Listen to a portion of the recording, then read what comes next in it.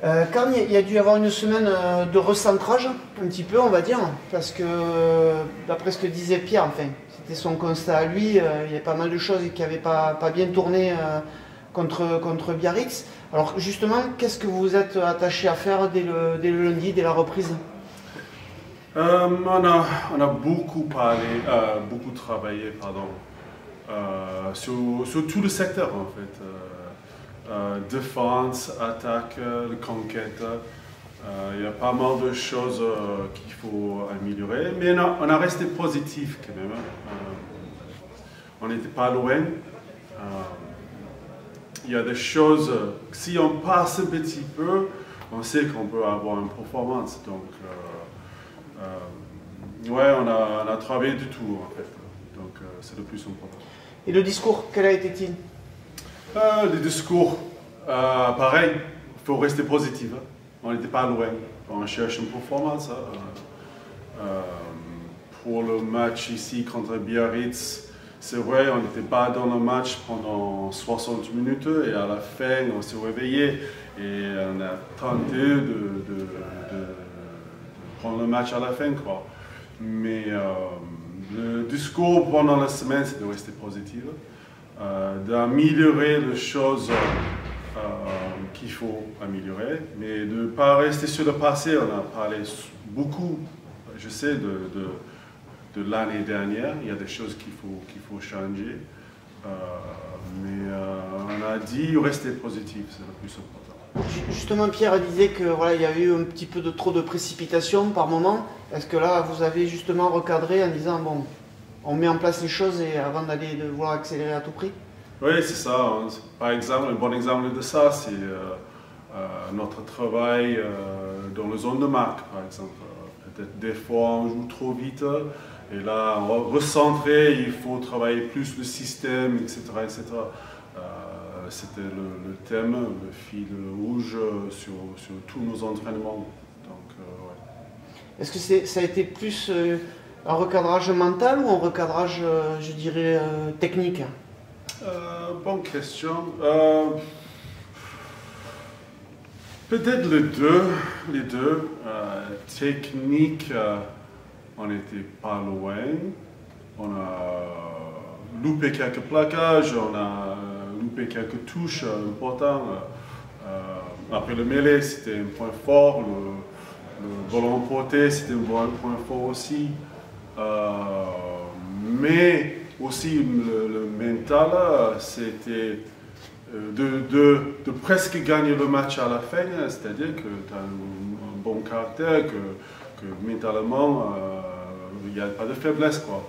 Donc, non, c'est un peu de deux. Quoi. Parler de la touche, il y a eu un travail spécifique sur la touche? Ouais, ils ont beaucoup travaillé cette semaine, comme d'habitude. Quoi. Des choses, on a bien analysé Valence sur ça, et surtout nous aussi. Il faut nous regarder dans les miroirs aussi. Donc on a regardé toutes les choses qu'il faut améliorer dans ce secteur. Les lanceurs aussi, ils ont bien travaillé, ils ont fait des extras pour qu'on puisse avoir plus de touches, plus d'attaques. Donc non, ils ont bien bossé cette semaine. Justement, Valence, vous attendez à quoi comme équipe en face? Une équipe qui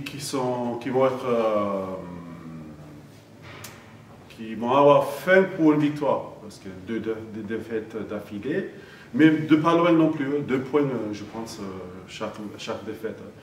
Donc, on sait qu'ils ont une défense propre, donc il faut que nous, on circule bien en attaque, qu'on prend nos opportunités quand ça présente. Mais on sait que ça sera dur ce match. Est-ce que vous avez réglé un peu les automatismes qui commencent à prendre? Est-ce que tu sens que ça progresse à ce niveau-là? Oui, par exemple, on a travaillé énormément sur le plaqué, par exemple, sortir de zone de plaquage, parce qu'on est pas mal pénalisé dans le dernier match. Des choses que le mec qui plaque, il reste au sol. Donc l'automatisme, plaque, vite rouler et sortir de zone. Donc on a travaillé beaucoup sur ça. Beaucoup sur d'autres choses aussi, en défense, etc., la circulation.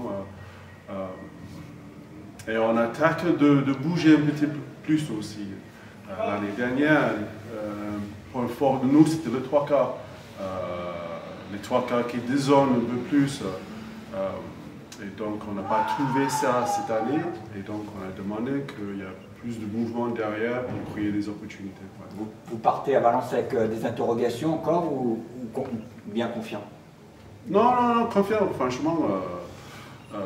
C'est pas qu'après deux matchs qu'on n'était pas performants, qu'on est une mauvaise équipe. C'est juste, comme on a dit déjà, des petites choses qu'il faut régler et on sait qu'on va avoir des résultats.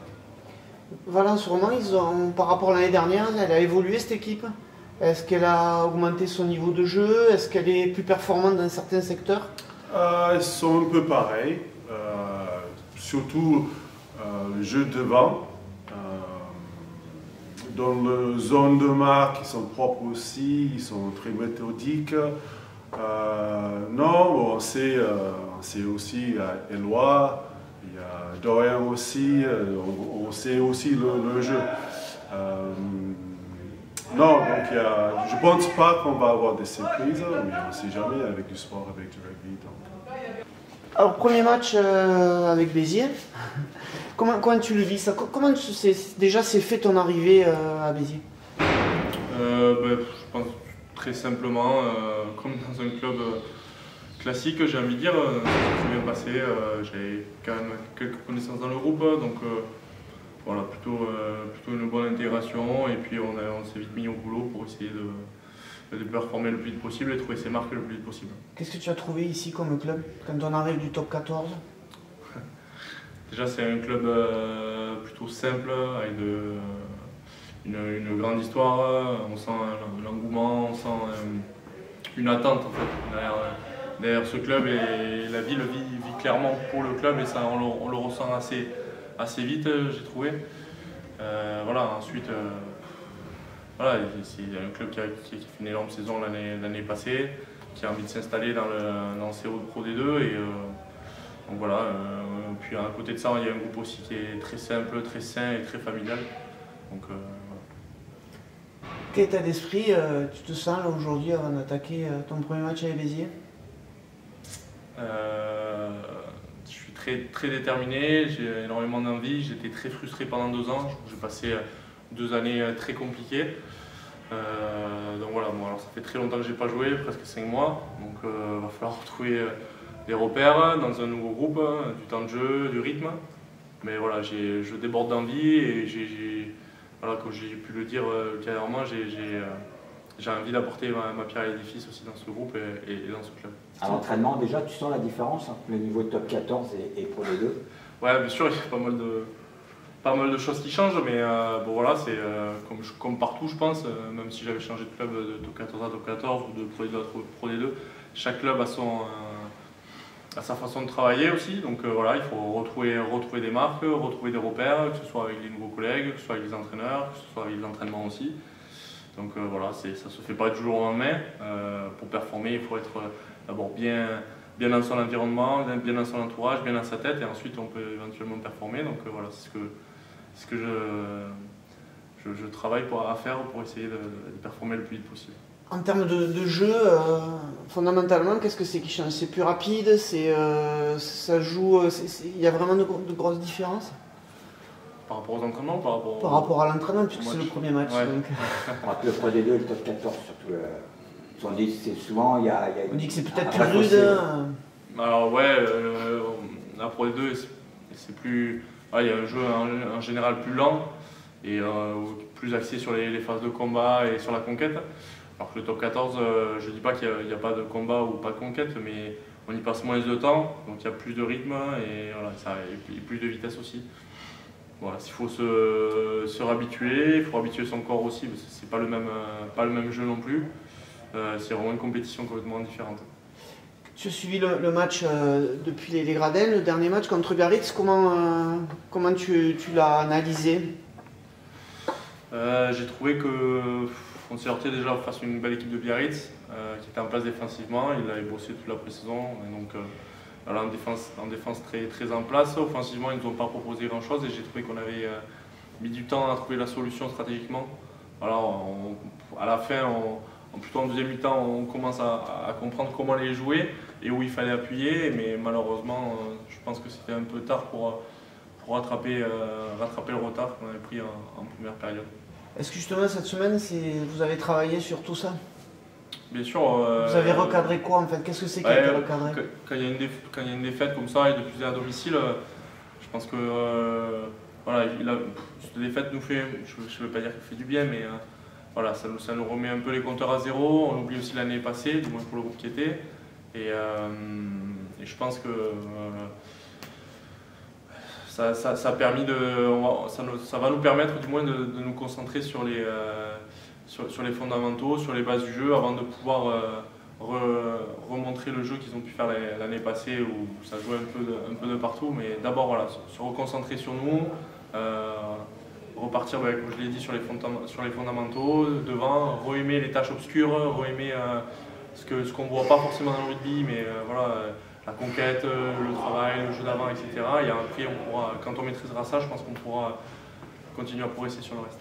Donc ça va être justement un bon test parce que Valence est annoncé quand même costaud, notamment devant. Ouais, très bon test, surtout qu'ils viennent de deux défaites à domicile, donc ça il ne faut pas qu'on l'oublie. C'est une équipe qui est très costaud et qui a fait une très belle saison également l'année dernière. Voilà, on s'attend clairement à un gros combat et on le sait, mais je pense qu'on est prêt. Ça devrait jouer dans quel secteur des jeux? A priori, il y aura pas mal de vent, donc des conditions un peu difficiles. Je pense que ça risque de se jouer sur la conquête, la discipline, très clairement. Je ne vois pas un match très ouvert, même si je peux me tromper, mais voilà, je pense qu'il va falloir être très costaud là-dessus, avoir la tête froide et être précis sur notre conquête, sur notre jeu d'avant et surtout la discipline qui peut nous faire défaut par moment. Ça n'a rien à voir, mais quand on joue à Montpellier, on préfère jouer Béziers ou on préfère jouer l'USAP? Qui c'est qu'on aime le moins? Alors déjà, je ne suis pas Montpellier.